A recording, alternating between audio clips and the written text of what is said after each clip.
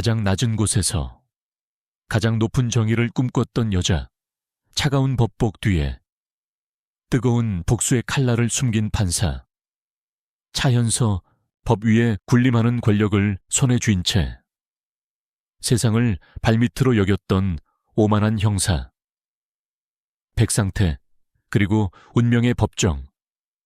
두 사람의 세상이 마침내 충돌한다. 그녀의 판결에 그는 법을 향해 침을 뱉고 그녀의 존엄을 짓밟는다. 가장 신성해야 할 공간에서 벌어진 가장 추악한 모욕하지만 그는 몰랐다. 자신의 오만한 분노가 스스로의 파멸을 향한 방아쇠를 당긴 것임을. 그녀의 차가운 침묵 뒤에서 10년을 기다려온 거대한 복수극의 막이 오르고 그를 미끼로 그의 배후에 숨은 더 거대한 악의 거미줄을 향한 그녀의 사냥이 시작된다. 진실이 드러날수록 위험은 그들의 목숨을 겨누기 시작하는데 과연 그녀는 짓밟힌 소년의 원한을 풀고 흔들림 없는 정의를 세울 수 있을까?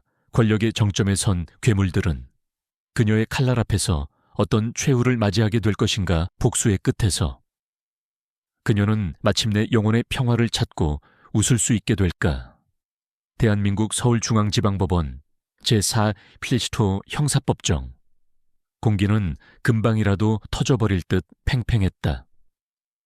방청석을 가득 메운 기자들의 카메라 렌즈, 피고인석에 앉은 남자의 오만한 눈빛, 그리고 그 모든 것을 내리누르는 재판장의 절대적인 침묵.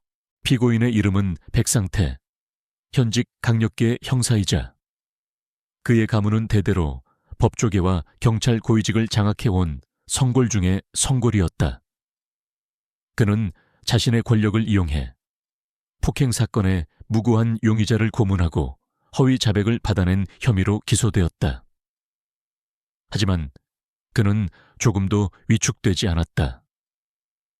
그의 얼굴에는 어차피 나는 곧 풀려날 것이다라는 확신에 찬 조소가 걸려 있었다. 그리고 그를 심판하는 재판장의 이름은 차현서. 그녀는 법복이라는 검은 갑옷을 입고 모든 감정을 지운 대리석상 같은 얼굴로 피고인을 내려다보고 있었다. 그녀의 존재는 그 자체로 하나의 선언이었다. 법 앞에서는 그 누구도 예배가 될 수 없다는. 마침내 그녀가 입을 열었다.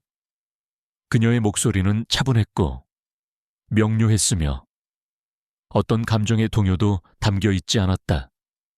그녀는 사건의 사실 관계를 하나하나 짚어나갔고 백상태 측 변호인이 제시한 모든 알리바이를 날카로운 법리로 완벽하게 논파했다. 그녀의 논리 정연한 판결문 낭독이 이어질수록 백상태의 얼굴에서 오만한 미소가 서서히 사라져갔다. 그의 동공이 불안하게 흔들리기 시작했다. 이상과 같은 이유로 재판부는 피고인의 혐의가 모두 유죄로 인정된다고 판단한다. 장내가 술렁였다. 백상태가 믿을 수 없다는 듯 자리에서 벌떡 일어날 뻔한 것을 그의 변호인이 황급히 제지했다. 차현서는 잠시 말을 멈추고 피고인을 응시했다. 그리고 마지막 선고를 내렸다. 주문, 피고인 백상태를 직권남용 및 독직폭행죄로 징역 2년에 처한다. 딴 그녀의 판결 망치가 단호하게 내리쳐지는 순간 법정은 아수라장이 되었다. 기자들의 카메라 플래시가 미친 듯이 터져 나왔다. 백상태는 자신의 귀를 의심했다. 이어서 불신은 통제할 수 없는 분노로 폭발했다.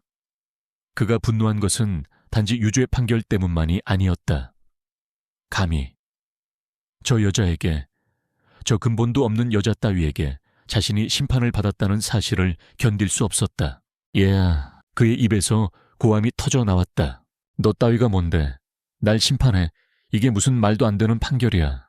교도관들이 그를 제지하기 위해 달려들었지만 그는 미친 짐승처럼 날뛰었다. 그는 자신의 앞에 놓여있던 두꺼운 사건 기록 파일을 움켜쥐었다. 그리고 온 힘을 다해 재판장을 향해 던져버렸다. 서류 뭉치는 포물선을 그리며 날아가 차현서의 발치 아래에 둔탁한 소리를 내며 떨어졌다. 수백 장의 종이들이 법정 바닥 위로 비참하게 흩어졌다. 그것은 법복을 입은 그녀의 권위에 대한 정면으로 날아든 모욕이었다. 하지만 그의 만행은 거기서 그치지 않았다.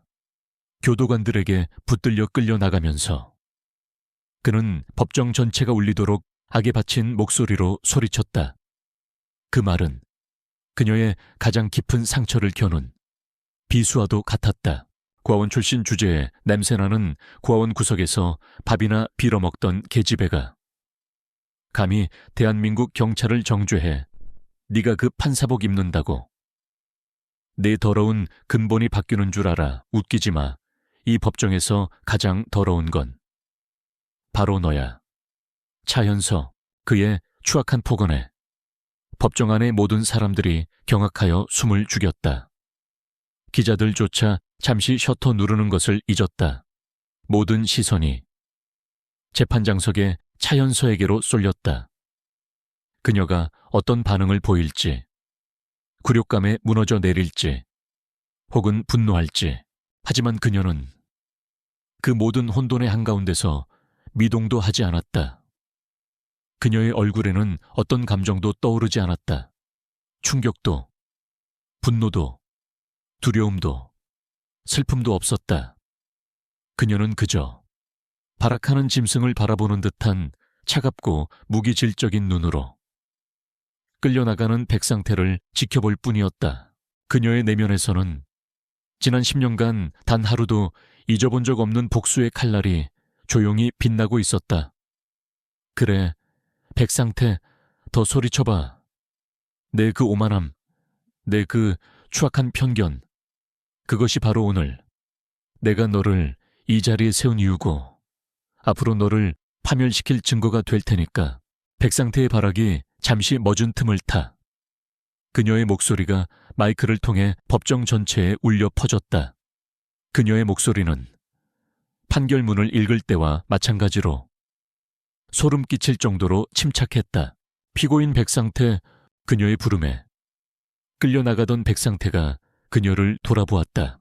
피고인은 방금 대한민국 법정의 신성한 권위를 능멸하고 사법부의 존엄을 심각하게 훼손하였으며 재판관 개인에 대한 참을 수 없는 모욕 행위를 저질렀다. 이에 형사소송법 제23조에 의거하여 법정 모독죄를 적용. 피고인에게 감치 20일을 추가로 명한다. 다시 한번 그녀의 판결 망치가 내리쳐졌다. 그것은 모든 상황을 종결시키는 절대적인 소리였다. 백상태는 마지막까지 저주를 퍼부으며 법정 밖으로 끌려나갔다. 그의 눈과 그녀의 눈이 마지막으로 허공에서 마주쳤다. 그는 그녀의 눈에서 오직 차가운 얼음만을 보았다. 하지만 그 얼음의 가장 깊은 곳에서 사냥감이 스스로 함정의 마지막 단계로 걸어 들어온 것을 지켜보는 사냥꾼의 섬뜩한 빛이 번뜩였다는 것을 그는 알지 못했다. 모든 사람이 빠져나간 법정. 재판장석에 홀로 남은 차현서는 자신의 발치에 흩어진 서류들을 가만히 내려다보았다. 그녀는 판결 내내 재판장 아래에서 굳게 쥐고 있던 자신의 주먹을 천천히 폈다. 새하얗게 질린 손등 위로 손톱이 파고든 붉은 자국이 선명했다. 그녀는 텅 빈 법정을 향해 오직 자신만이 들을 수 있는 작은 목소리로 속삭였다. 민준아, 봤니? 이제 시작이야. 그녀의 눈빛이 복수를 위해 평생을 바치기로 맹세한 여인의 그것처럼 차갑고 비장하게 빛나고 있었다. 백상태가 끌려나간 법정은 전쟁이 끝난 폐허처럼 혼란스러운 정적에 잠겨 있었다. 차현서는 법복의 무게를 느끼며 자신의 판사실로 돌아왔다. 그녀는 굳게 닫혀있던 창문의 커튼을 열어젖혔다. 회색빛 도시의 풍경이 그녀의 텅 빈 눈동자 안에 담겼다. 법정에서의 강철 같던 가면은 사라져 있었다. 그녀의 손이 미세하게 떨리고 있었다. 조금 전 백상태가 던진 모욕적인 말들은 사실 그녀에게 아무런 상처도 주지 못했다. 그 말들은 오히려 지난 10년간 단단하게 굳어있던 그녀의 결심을 다시 한번 확인시켜주는 기폭제였을 뿐이다. 그녀는 책상 서랍을 열어 낡고 빛바랜 사진 한 장을 꺼내 들었다. 앳된 얼굴의 10대 소녀와 그보다 몇 살은 어려 보이는, 세상에서 가장 환한 미소를 짓고 있는 소년 그녀의 유일한 피부티이자 그녀가 법복을 입은 이유, 그리고 그녀의 복수의 시작점인 민준이었다. 사진 속 민준의 얼굴을 쓰다듬는 그녀의 손길과 함께 기억은 아득한 과거로 거슬러 올라갔다. 회상 15년 전, 희망의 집 보육권 그곳에서의 차연서는 말이 없고 책만 읽고 언제나 동생들을 챙기는 어른스러운 아이였다. 그녀는 세상이 자신에게 아무것도 거저주지 않는다는 것을 너무 일찍 깨달았다. 그래서 그녀는 악착같이 공부했다. 힘없는 사람들을 지켜줄 수 있는 강한 사람이 되기 위해서 검사가 되는 것이 그녀의 유일한 꿈이었다. 민주는 그런 그녀를 친누나처럼 따르던 유독 영특하고 마음이 따뜻했던 아이였다. 그는 고장난 라디오나 시계 같은 것들을 분해하고 조립하는 것을 좋아했다. 기계에 대한 천부적인 재능을 가진 아이였다. 두 사람은 서로의 유일한 가족이었고 세상의 전부였다. 어느 날 밤, 두 사람은 몰래 숨겨둔 과자를 나눠 먹으며 미래를 약속했다. 누나, 내가 나중에 커서 꼭 성공해서 세상에서 제일 좋은 집 사줄게. 우리 같이 사는 거야. 시끄럽고 공부나 열심히 해. 넌 꼭 훌륭한 엔지니어가 될 거야. 난 훌륭한 검사가 될 거고 우린 보란 듯이 성공해서 우리를 버린 이 세상을 바꿔놓는 거야. 그들의 약속은 그 시절 그들이 할 수 있었던 가장 간절한 기도였다. 회상 5년 전, 얼룩진 소년, 시간은 흘러 현서는 꿈에 그리던 검사가 되었다. 민준 역시 모두의 기대대로 대한민국 최고의 공대에 입학했고 졸업과 동시에 작지만 유망한 IT 스타트업에 스카우트 되었다. 모든 것이 희망으로 가득 차 보였다. 비극이 닥치기 전까지는 민준의 회사는 재계의 거물인 태양그룹으로부터 산업 스파이 혐의로 고소당했다. 태양그룹은 민준이 자사의 핵심 반도체 기술을 훔쳤다고 주장했다. 거대 기업이 이제 막 싹을 틔우려는 작은 경쟁자를 짓밟기 위한 전형적인 표적 수사였다. 사건의 담당 형사는 바로 백상태였다. 그는 처음부터 노골적으로 태양그룹의 편에 섰다.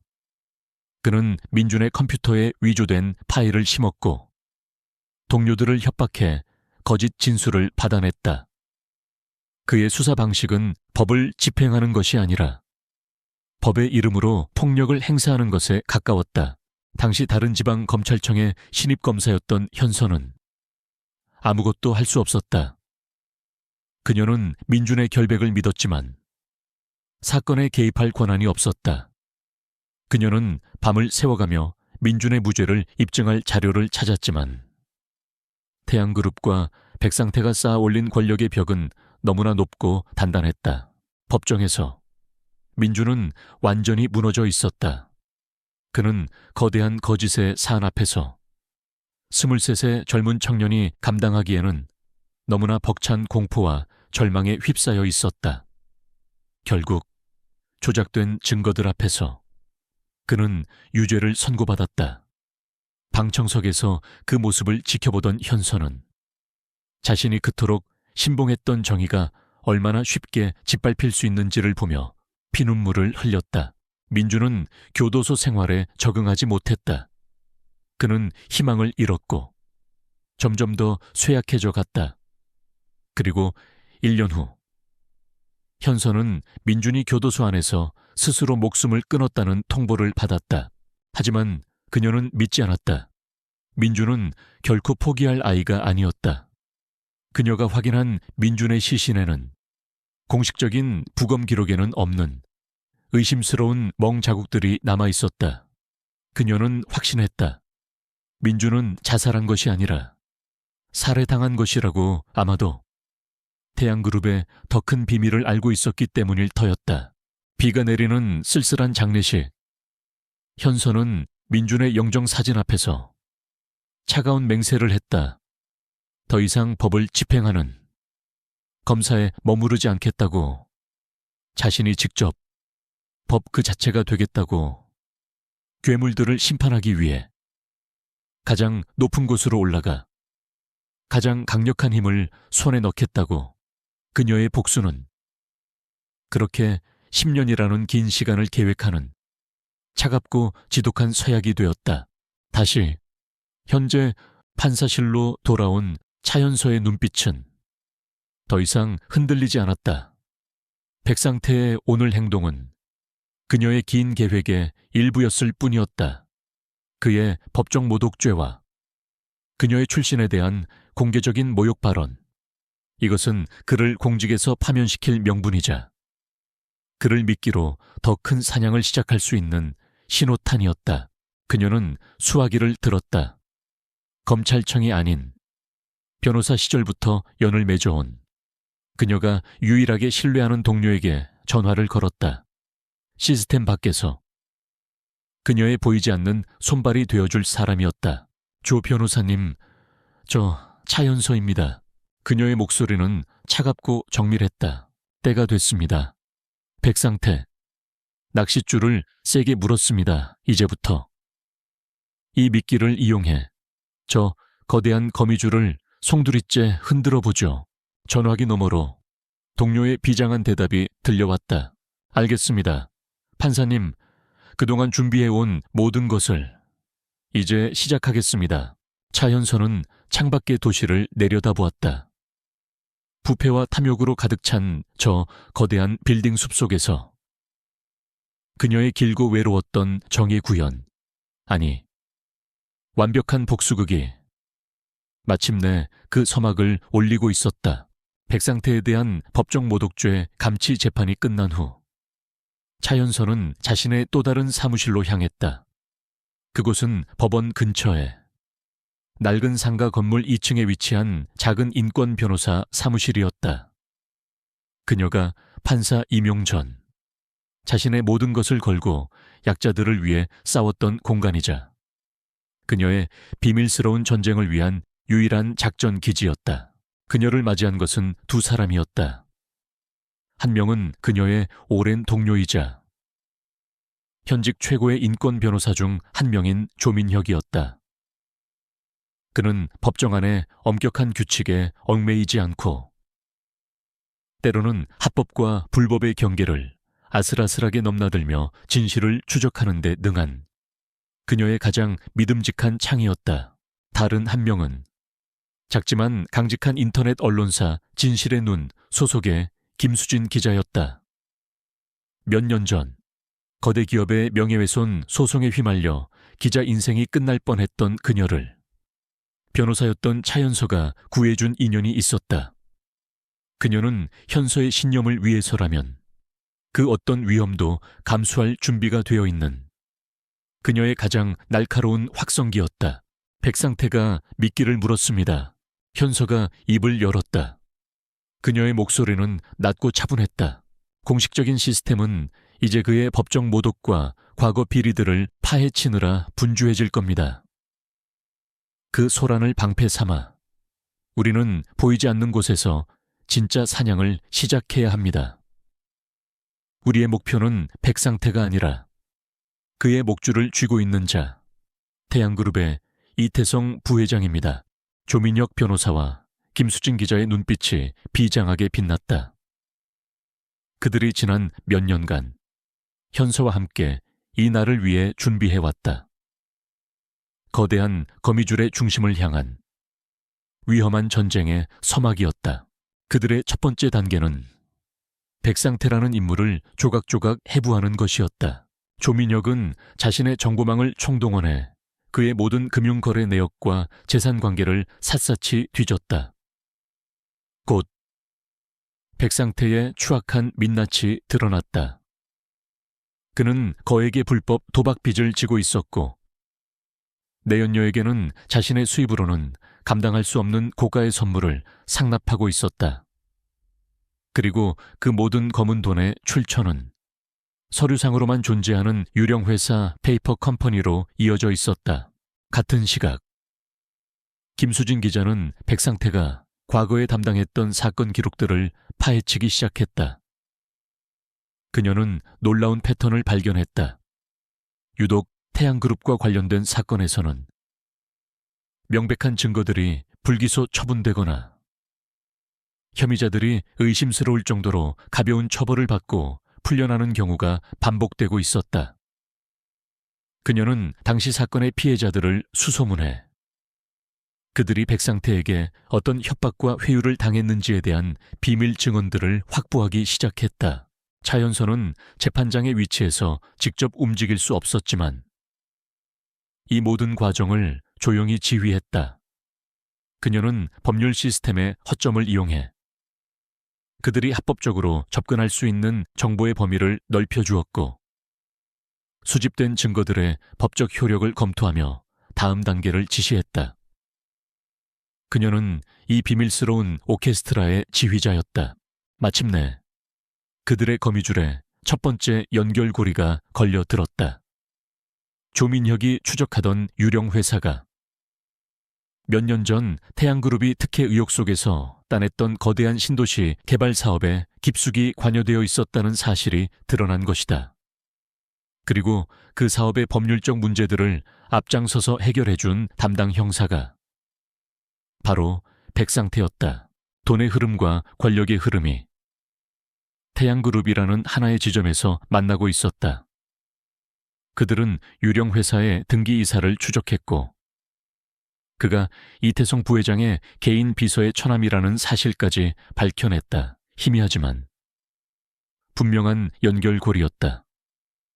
그들은 마침내 거미줄의 가장 바깥쪽 가닥 하나를 찾아낸 것이다. 한편 태양그룹의 이태성 부회장은 자신의 호화로운 집무실에서 백상태에 대한 보고를 받고 있었다. 그는 백상태의 구속 따위는 안중에도 없었다. 그는 얼마든지 대체할 수 있는, 버려도 아깝지 않은 사냥개일 뿐이었다. 그의 신경을 거스르는 것은 재판장석에 앉아있던 판사 차연서였다. 백상태 같은 멍청한 개는 얼마든지 새로 구할 수 있어. 중요한 건 그게 아니야. 그의 목소리는 뱀처럼 부드러웠지만 그 안에는 섬뜩한 냉기가 흘렀다. 차연서, 그 여자의 눈빛이 마음에 안 들어. 너무 조용해. 짖지 않는 개가 더 무서운 법이지. 그 여자의 뒷조사를 해봐. 보육권 시절 친구 관계부터 지금 만나는 남자까지 먼지 하나까지 샅샅이 털어내. 약점이 없는 인간은 없어.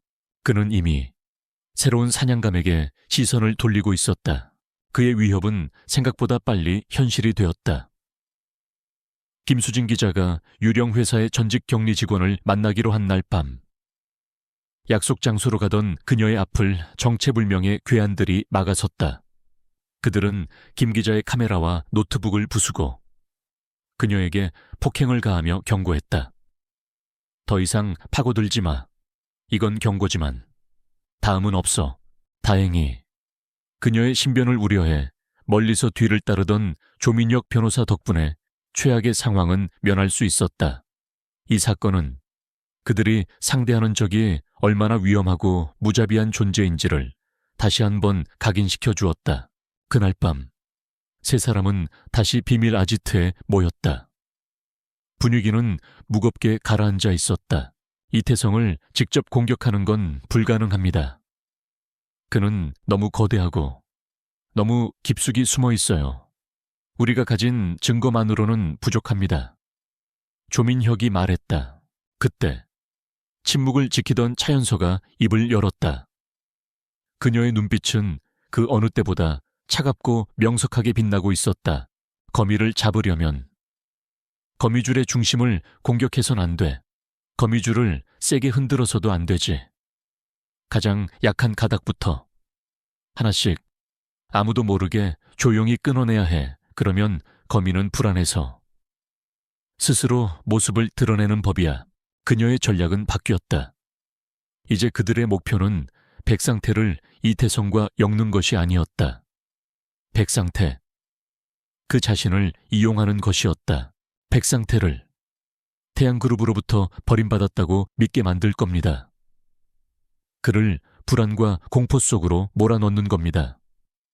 살기 위해 발버둥 치는 쥐는 자신이 숨겨둔 마지막 비상구를 찾아가기 마련이니까요. 우리는 그 비상구 앞에서 기다리기만 하면 됩니다. 그녀는 그들이 그려놓은 백상태와 이태성, 그리고 수많은 관계자들이 얽힌 거대한 거미줄의 도표를 바라보았다. 그녀의 사냥은 이제 훨씬 더 위험하고 훨씬 더 치밀한 심리전의 단계로 접어들고 있었다. 백상태의 인생을 파괴하는 것은 더 큰 정의를 위한 잔인하지만 반드시 필요한 과정일 뿐이었다. 백상태는 20일간의 감치 명령을 받고 서울구치소에 수감되었다. 그가 평생을 범죄자들을 가두어 왔던 바로 그곳이었다. 오만했던 형사의 위용은 사라지고 죄수복을 입은 그는 갇힌 맹수처럼 불안과 분노에 잠식되어 갔다. 자존심은 산산조각 났고 그의 머릿속은 자신을 이 지경으로 만든 판사, 차연서에 대한 증오로 가득했다. 그는 당연히 태양그룹에서 그를 꺼내줄 것이라 믿었다. 하지만 그가 이태성 부회장 측에 연락을 시도할 때마다 돌아오는 것은 차가운 침묵뿐이었다. 그는 철저히 고립되고 있었다. 의심의 씨앗이 그의 마음속에서 싹트기 시작했다. 설마 나를 버리는 건가? 차연서에 보이지 않는 거미줄은 바로 그 불안의 틈새를 파고들었다. 먼저 조민혁 변호사가 움직였다. 그는 백상태에게 폭행당했던 피해자를 대리해 국가를 상대로 한 손해배상 청구 소송과 함께 백상태 개인을 상대로 한 거액의 민사소송을 제기했다. 형사재판에 이어 그의 숨통을 조여올 민사소송의 압박이 시작된 것이다. 다음은 김수진 기자의 차례였다. 그녀는 태양그룹의 이름은 교묘하게 감춘 채 악덕 형사 백상태의 과거 비리 의혹이라는 제목의 심층 보도를 연재하기 시작했다. 그의 불법 도박빚 문제, 내연녀와의 부적절한 관계, 그리고 그 배후에 강력한 스폰서가 존재한다는 암시까지. 기사는 엄청난 파장을 일으켰고 여론은 들끓었다. 경찰청은 마지못해 백상태에 대한 고강도 내부 감찰에 착수할 수밖에 없었다. 그리고 마지막 결정적인 한 방이 남아 있었다. 조민혁은 구치소에 교도관 한 명을 매수했다. 교도관은 동정심을 가장한 얼굴로 백상태에게 접근해 거짓 정보를 흘렸다.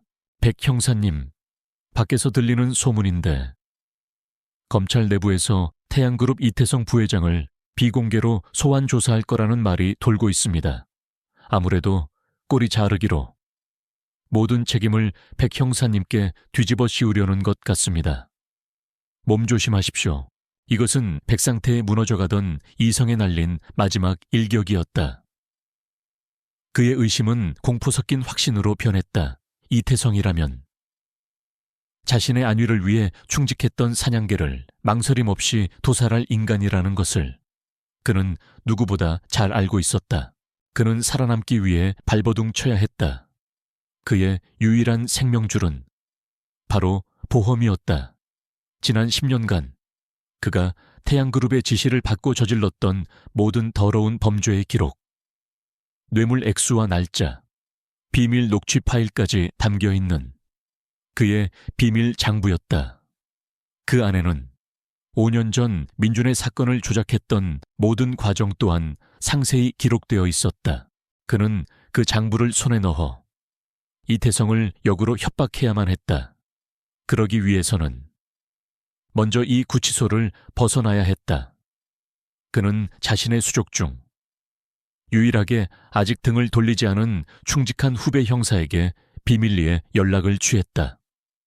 그리고 치밀한 계획을 세웠다. 갑작스러운 심장 발작을 위장해 외부 병원으로 이송되는 것이었다. 차연서의 팀은 그의 움직임을 손바닥 보듯 꿰뚫고 있었다.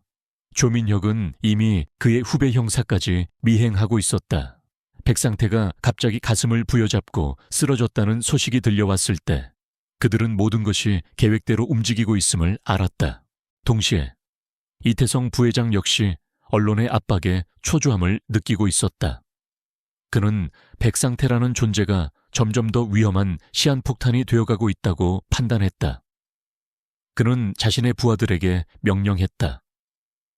백상태가 가지고 있을 장부를 찾아내. 그리고 그놈의 입을 영원히 막아버려. 이제 세 개의 그룹이 하나의 목표물을 향해 움직이기 시작했다. 자신의 목숨을 구하기 위해 장부를 되찾으려는 백상태, 증거를 인멸하고 그를 제거하려는 이태성의 하수인들, 그리고 이 모든 것을 끝낼 마지막 무기를 손에 넣으려는 차연서의 팀, 백상태가 장부를 숨긴 곳은 그의 집도 사무실도 아니었다. 아무도 의심하지 않을 그에게는 가장 신성한 장소, 돌아가신 어머니의 유골이 안치된 시립추모 공원이었다. 병원으로 이송된 백상태는 후배 형사의 도움으로 감시가 소홀해진 틈을 타 잠시 병원을 빠져나왔다. 그는 택시를 잡아타고 미친 듯이 추모 공원으로 향했다. 비가 내리고 있었다. 그의 인생에서 가장 중요한 순간에는 언제나 비가 내렸다. 고요하고 엄숙한 추모 공원. 그는 자신의 어머니 유골함이 놓인 벽 앞으로 다가섰다. 그는 주변을 살핀 후 유골함 뒤편의 비밀 공간을 열었다. 그 안에는 방수 처리된 작은 금속 케이스가 있었다. 그의 비밀 장부였다. 그는 케이스를 손에 쥐었다. 절망의 늪에서 건져 올린 유일한 동아줄이었다. 이제 살 수 있다고. 이태성과 협상할 수 있다고 생각하는 순간이었다. 그가 안도의 한숨을 내쉬며 돌아서는 순간 그의 앞을 한 남자가 막아섰다. 조민혁 변호사였다. 백상태 씨, 오랜만이군요. 백상태의 얼굴이 경악으로 물들었다. 그가 뒷걸음질 치려는 순간 복도 반대편에서도 검은 정장 차림의 남자들이 나타났다. 그들은 조민혁의 사람들이 아니었다. 그들의 눈빛에서는 짐승을 사냥하는 사냥꾼의 살기가 느껴졌다. 이태성의 하순들이었다. 완벽한 함정이었다. 그는 완전히 갇혔다. 조민혁은 그런 그를 바라보며 차분하게 말했다. 차연서 판사님께서 당신에게 전해달라는 말이 있습니다. 당신은 아주 훌륭한 미끼였지만 사냥은 이제 끝났다고. 백상태는 자신의 유일한 희망이었던 장부를 꽉 쥔 채 양쪽에서 다가오는 위협 사이에서 절망적으로 주저앉았다. 미끼는 물었고 이제 거미줄은 사방에서 그를 향해 조여오고 있었다. 추모 공원의 고요함은 세 개의 그림자가 충돌하며 산산조각 났다. 백상태는 자신의 생명줄인 장부를 가슴에 품은 채 조민혁 변호사의 팀과 이태성 부회장의 하수인들 사이에 갇혔다. 먼저 움직인 것은 이태성의 하수인들이었다. 그들의 목표는 오직 하나. 백상태의 손에 들린 장부였다. 그들은 맹수처럼 달려들었고 조민혁의 팀이 그 앞을 막아서며 좁은 복도 안에서 격렬한 몸싸움이 벌어졌다. 신성해야 할 추모 공간은 인간들의 탐욕과 폭력으로 순식간에 아수라장이 되었다. 백상태는 그 혼란을 틈타 필사적으로 도망쳤다. 그는 건물 밖으로 뛰쳐나와 쏟아지는 비를 맞으며 어둠 속으로 몸을 던졌다. 그의 뒤를 두 개의 추격대가 바싹 뒤쫓기 시작했다. 궁지에 몰린 백상태는 마지막으로 믿을 수 있는 단 한 사람에게 전화를 걸었다. 자신이 아끼던 후배 형사 박민규였다. 박 형사, 나 좀 살려줘. 장부를 손에 넣었어. 이것만 있으면 우리 둘 다 살 수 있어. 제발. 날 좀 도와줘. 수화기 너머의 박민규 형사는 깊은 고뇌에 빠졌다. 회상 5년 전 어느 취조실 당시 신입 형사였던 박민규는 백상태가 민준을 취조하는 과정을 모두 지켜보고 있었다. 그는 백상태가 어떻게 증거를 조작하고 무고한 청년을 벼랑 끝으로 몰아가는지를 자신의 눈으로 똑똑히 보았다. 그는 양심의 가책을 느꼈지만 백상태의 협박과 경찰 조직의 거대한 벽 앞에서 침묵할 수밖에 없었다. 민준이 교도소에서 죽었다는 소식을 들었을 때 그는 자신의 비겁함을 저주했다. 그 죄책감은 지난 5년간 그의 영혼을 갉아먹는 독이었다. 다시 현재 박민규는 결심했다. 더 이상 괴물의 공범으로 살아가지 않겠다고. 그는 백상태에게 구원의 손길을 내미는 척했다. 선배님, 걱정 마십시오. 제가 안전한 곳으로 모시겠습니다. 인천항에 폐창고로 오십시오. 그곳에서 밀항선을 준비해두겠습니다. 백상태는 그의 말을 의심 없이 믿었다. 하지만 박민규는 백상태와의 통화를 끊자마자 다른 곳으로 전화를 걸었다. 그가 지난 몇 주간 자신의 죄를 털어놓으며 비밀리에 정보를 제공해왔던 사람, 바로 김수진 기자였다. 김 기자님, 접니다. 백상태가 움직였습니다. 장부를 가지고. 인천항 10번 폐창고로 가고 있습니다. 이제 모든 것을 끝낼 시간입니다. 비바람이 몰아치는 인천항의 1번 폐창고. 백상태는 흠뻑 젖은 채 약속 장소에 도착했다. 그는 박민규의 이름을 불렀다. 하지만 어둠 속에서 나타난 것은 박민규가 아닌 조민혁 변호사와 그의 팀원들이었다. 어서 와라. 백상태는 자신이 배신당했다는 것을 깨달았다. 그가 돌아서서 도망치려는 순간 창고의 다른 쪽 입구에서도 이태성의 하수인들이 나타나 그의 퇴로를 막았다. 다시 한번 그는 도간에 든 쥐가 되었다. 이번에는 양쪽 모두 망설이지 않았다. 창고 안에서 장부를 차지하기 위한 마지막 혈투가 벌어졌다. 혼전 속에서 백상태가 품고 있던 장부 케이스가 바닥으로 떨어져 축축한 콘크리트 바닥을 미끄러져 갔다. 모두가 그것을 향해 몸을 날렸다. 이태성의 하수인 중 한 명의 손이 막 케이스에 닿으려는 순간 어둠 속에서 또 다른 인물이 나타나 그것을 가로챘다. 박민규 형사였다. 백상태는 구세주를 만난 듯 그의 이름을 불렀다. 박 형사. 하지만 박민규는 그에게 장부를 건네지 않았다.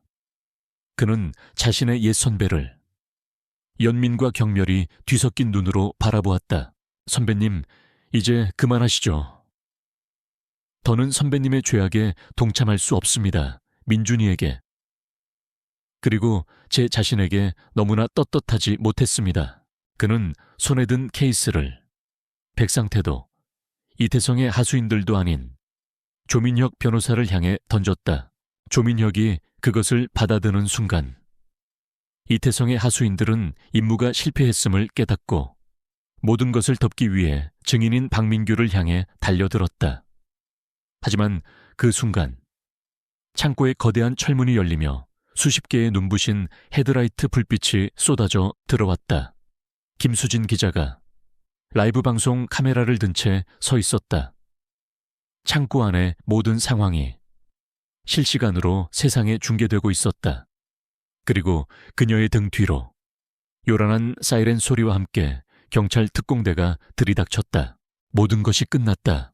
잠시 후 아수라장이 정리된 창고 안 조민혁, 김수진, 그리고 박민규가 함께 서 있었다. 조민혁은 방수 케이스를 열었다. 그 안에는 비닐에 쌓인 낡은 장부 한 권과 여러 개의 USB 메모리 스틱이 들어있었다. 지난 10년간의 태양그룹과 백상태가 저질러온 모든 범죄의 역사가 담겨있는 악마의 회계 장부였다. 같은 시각 차현선은 자신의 판사실에서 김수진 기자의 라이브 방송을 노트북으로 지켜보고 있었다. 그녀는 조민혁의 손에 들린 그 장부를 보았다. 그리고 그녀의 차가운 뺨 위로 뜨거운 눈물 한 줄기가 흘러내렸다. 그것은 슬픔의 눈물이 아니었다.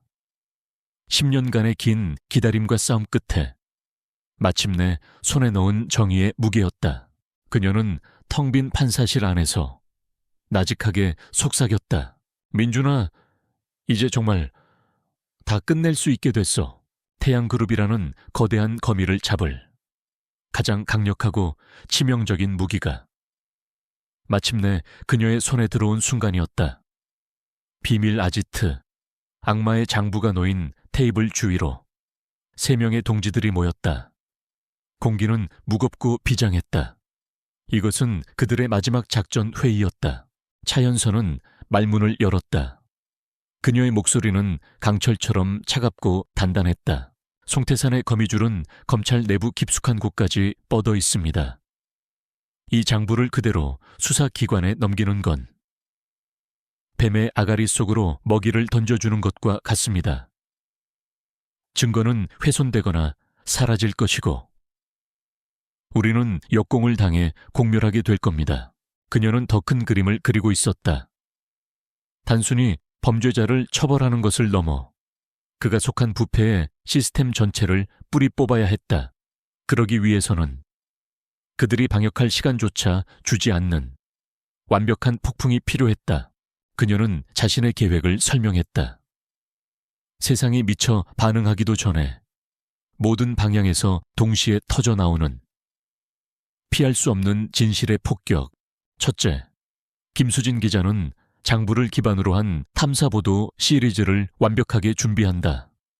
송태산의 살인교사 혐의부터 정관계 로비, 그리고 추악한 자금 세탁의 역사까지 모든 기사는 단 하나의 버튼으로 세상에 공개될 수 있도록 시한폭탄처럼 대기시킨다. 둘째, 조민혁 변호사는 장부의 내용을 법률적으로 분석하여 이태성과 그의 하수인들에 대한 완벽한 고발장을 작성한다. 그리고 부패한 검찰이 아닌 새로 출범한 독립적인 고위공직자 범죄수사처에 기사가 터지는 순간 한치의 오차도 없이 접수시킨다. 셋째, 결정적인 증인인 박민규 형사는 그들의 보호 아래 양심선언을 위한 기자회견을 준비한다. 그의 생생한 증언은 장부의 신빙성을 입증하고 사건의 인간적인 분노를 불어넣을 것이다. 그리고 이 모든 것의 기폭일은 태양그룹이 야심차게 준비한 미래 신도시 프로젝트의 대국민 발표회 날로 정해졌다. 그가 가장 빛나는 성공의 정점에서 가장 처참한 나락으로 떨어지게 만들기 위해서였다. 며칠의 시간이 흘렀다. 각자는 자신의 위치에서 마지막 결전을 위한 칼날을 갈고 닦았다. 김수진은 밤을 새워가며 기사를 썼고 조민혁은 법리 검토에 매달렸다.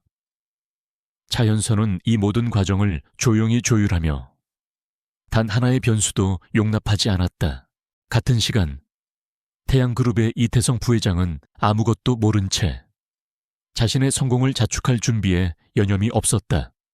그는 백상태라는 골칫거리가 사라졌고 그의 장부 역시 영원히 어둠 속에 묻혔다고 믿었다.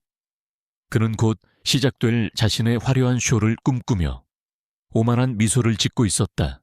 결전의 날, 수백 명의 기자들과 투자자, 그리고 정재계 인사들로 가득 찬 호텔 컨퍼런스 홀, 이태성은 무대 위에서 태양그룹이 열어갈 대한민국의 찬란한 미래에 대해 열변을 토하고 있었다. 장내는 그의 카리스마와 화려한 언변에 완전히 매료되어 있었다. 그때였다. 오후 1시 정각. 이태성이 프로젝트의 청사진을 공개하기 위해 스크린을 가리키는 순간 홀 안에 있던 모든 기자들의 휴대폰이 일제히 울리기 시작했다. 김수진 기자의 진실의 눈에서 단독 태양그룹 이태성 부회장. 정인호 교수 살해 사건의 진짜 배후였나? 악마의 장부 입수라는 제목의 기사가 송출된 것이다. 순간 축제 같던 분위기는 얼어붙었다. 기자들은 프로젝트 따위는 잊어버리고 무대 위의 이태성을 향해 고함을 치며 질문을 쏟아내기 시작했다. 그의 자신만만했던 미소가 얼굴에 그대로 굳어버렸다. 오후 1시 1분. 같은 시각 조민혁 변호사의 팀이 공수처에 이태성에 대한 공식 고발장을 접수했다. 이 사실이 속보로 전해지자 김수진의 기사가 단순한 의혹 제기가 아닌 사실에 기반한 것임이 증명되었다. 오후 1시 5분 변호사협회 회관에 마련된 기자회견장에서 박민규 형사가 카메라 앞에 섰다. 그의 양심 선언은 모든 방송사를 통해 전국에 생중계되었다. 그는 눈물을 흘리며 자신이 이태성의 지시를 받고 어떻게 민준의 사건을 조작했는지를 장부의 내용과 정확히 일치하게 증언했다. 태양그룹의 기자회견장은 이제 이태성을 위한 처형장이 되어 있었다. 홀의 대형 스크린에는 그가 자랑하려던 프로젝트의 모습 대신 박민규의 눈물 어린 고백이 생중계되고 있었다. 그는 무대 위에 갇힌 채 수백 개의 카메라 플래시와 기자들의 질문 공세에 무방비로 노출되었다. 거짓말이야. 저건 다 조작된 거야. 감히 나를 모함해. 그는 미친 듯이 소리쳤지만 그의 당황한 반응은 오히려 그의 유죄를 입증하는 것처럼 보였다. 바로 그 순간 컨퍼런스 홀의 모든 문이 활짝 열렸다. 공수처의 특수수사팀이 굳은 얼굴로 홀 안으로 들이닥쳤다. 그들은 혼란스러운 인파를 뚫고 똑바로 무대 위로 향했다. 수사팀장이 그의 눈앞에 차가운 체포영장을 내밀었다. 이태성 씨, 살인교사, 증거인멸, 뇌물공여 및 특정경제범죄, 가중처벌법상 횡령 혐의로 긴급 체포합니다. 은색 수갑이 그의 손목에 채워지는 순간 그가 쌓아 올린 거짓과 피의 제국은 불과 몇 분 만에 먼지처럼 허무하게 무너져 내렸다. 같은 시각 차현선은 자신의 판사실에서 이 모든 광경을 모니터를 통해 지켜보고 있었다. 그녀는 웃지도 울지도 않았다. 그저 조용히 눈을 감았다. 지독했던 복수심이 지나간 자리에 깊고 무거운 평화가 내려앉고 있었다. 그녀는 서랍에서 빛바랜 사진 한 장을 꺼냈다. 그녀와 민준이 함께 웃고 있는 사진이었다. 그녀는 사진 속 환하게 웃는 소년의 얼굴을 부드럽게 쓰다듬었다. 이제 다 끝났어. 민준아, 이제 편히 쉬어. 그녀의 길고 어두웠던 복수의 폭풍은 마침내 끝이 났다. 이제 남은 것은 정의라는 이름에 고요하고 장엄한 새벽뿐이었다. 몇 달 후 대한민국은 세기의 재판을 숨죽여 지켜보고 있었다. 태양그룹 게이트로 명명된 이 사건은 부패한 권력의 민낯을 적나라하게 드러내며 온 나라를 뒤흔들었다. 차연선은 더 이상 재판장석에 앉아있지 않았다. 그녀는 평범한 시민의 한 사람으로서 방청석 가장 뒷자리에 앉아 역사의 심판을 지켜보았다. 역할이 뒤바뀐 것이다. 법정 안에서는 그녀와 동지들이 목숨을 걸고 찾아낸 악마의 장부를 근거로 검사들의 날카로운 공소가 이어졌다. 피고인석에 앉은 이태성 부회장과 백상태의 얼굴에는 과거의 오만함 대신 패배한 자의 공허함만이 남아있었다. 그들은 완벽한 증거들 앞에서 더 이상 어떤 변명도 할 수 없었다. 마침내 최종 판결이 내려졌다. 피고인 이태성을 살인교사 및 특정경제범죄 가중처벌법상 횡령 등 모든 혐의에 대하여 무기징역에 처한다. 피고인 백상태를 증거인멸 및 직권남용, 독직폭행 등의 혐의로 징역 15년에 처한다. 정의는 더디지만 반드시 살아있었다. 법의 이름으로 거대한 악의 제국은 마침내 무너져 내렸다. 재판이 끝난 후 현서와 조민혁 변호사 그리고 김수진 기자는 그들의 낡은 비밀 아지트에 마지막으로 모였다. 그들의 길었던 싸움은 끝났다. 세 사람은 함께 웃지도 울지도 않고 그저 말없이 서로를 바라보며 지난 시간의 무게를 나누었다. 저는 앞으로도 이곳에 남아 힘없는 사람들을 위해 계속 싸워야죠. 현서 씨 덕분에 아직 이 땅에 정의가 살아있다는 희망을 봤으니까요. 조민혁이 말했다. 제 작은 언론사는 이번 일로 대한민국에서 가장 신뢰받는 매체 중 하나가 되었습니다. 저 역시 권력을 감시하는 파수꾼의 역할을 멈추지 않을 겁니다. 김수진 기자가 웃으며 말했다. 그들의 사명은 끝났지만 그들의 신념은 이제 새로운 시작을 향하고 있었다. 며칠 후 차연선은 대법원에 사직서를 제출했다. 모두가 그녀의 결정을 이해하지 못했다. 그녀는 이제 대한민국에서 가장 존경받는 판사 중 한 명이 되었기 때문이다. 그녀는 조민혁에게 자신의 결심을 털어놓았다. 지난 10년, 저는 정의를 위해서가 아니라 복수를 위해 법을 이용했어요. 제 손에 든 법의 칼은 너무나 많은 사적인 감정으로 더럽혀졌죠.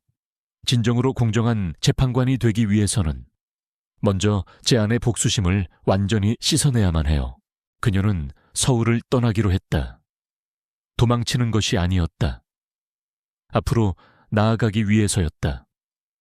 그녀는 작은 해안가 마을에 청소년들을 위한 무료법률 지원센터를 열 계획이었다. 민준이처럼 억울하게 꿈을 빼앗기는 아이들이 다시는 나오지 않도록 법이 그들을 지켜주는 방패가 될 수 있다는 것을 가르쳐주고 싶었다. 그녀는 복수를 미래를 위한 희망으로 바꾸기로 한 것이다. 서울을 떠나기 전 그녀는 마지막으로 한 곳을 들렀다. 백상태가 수감된 교도소였다. 그녀는 복수심을 확인하기 위해서가 아니라 자신의 긴 싸움을 스스로 매듭짓기 위해 그를 찾아갔다. 수척해진 백상태는 더 이상 법정에서 발악하던 맹수가 아니었다. 그는 모든 것을 잃어버린 한 명의 죄수일 뿐이었다. 나는 당신을 용서하러 온 것이 아닙니다. 현서가 차분하게 말했다. 다만 당신이 저지른 죄의 대가가 법의 이름으로 공정하게 치러지고 있다는 것을 확인하러 왔을 뿐입니다. 당신이 그토록 무시하고 조롱했던 법이 결국 당신의 남은 인생을 심판하게 될 겁니다. 그 안에서 부디 자신의 죄를 진심으로 참회하며 살아가길 바랍니다. 그녀의 말에는 어떤 증오도 담겨 있지 않았다. 오직 법을 집행했던 한 인간으로서의 마지막 선언만이 존재했다. 이야기의 마지막 장면. 따스한 햇살이 내리쬐는 어느 평화로운 오후, 차연선은 민준이 잠들어 있는 작은 언덕을 찾았다. 복수의 맹세를 다짐하던 그 슬픈 장소는 이제 그녀가 가꾼 예쁜 꽃들로 가득했다. 그녀는 묘비 앞에 앉아 마치 살아있는 동생에게 이야기하듯 나직하게 속삭였다. 그녀의 목소리에는 더 이상 고통이 아닌 부드러운 평온함이 담겨 있었다. 민준아, 다 끝났어. 내 이름의 명예도 되찾았고 널 아프게 했던 사람들도 모두 대가를 치렀어. 이제 정말 다 끝났어. 그녀는 자신의 새로운 계획에 대해서도 이야기했다. 바닷가 마을의 법률지원센터 이야기. 이제 나도 복수가 아닌 희망을 위한 삶을 살아보려고 해. 너처럼. 억울하게 상처받는 아이들이 이 세상에 다시는 나오지 않도록.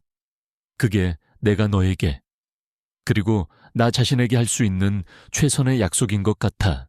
그녀는 품속에서 빛바랜 사진 한 장을 꺼내 묘비 앞에 놓아주었다. 보육원 시절 두 사람이 함께 환하게 웃고 있는 사진이었다. 그녀는 한참 동안 그 사진을 바라보았다. 그리고 그녀의 입가에 지난 10년 만에 처음으로 진심으로 평화로운 미소가 떠올랐다. 그녀는 자리에서 일어나 언덕을 걸어 내려갔다. 그녀의 등은 고닫고 발걸음은 가벼웠다. 그녀를 짓누르던 과거의 무거운 짐은 이제 모두 사라졌다. 그 자리에는 조용한 사명감과 내면의 평화만이 남아있었다. 정의는 실현되었고 그녀의 영혼은 마침내 자유를 찾았다.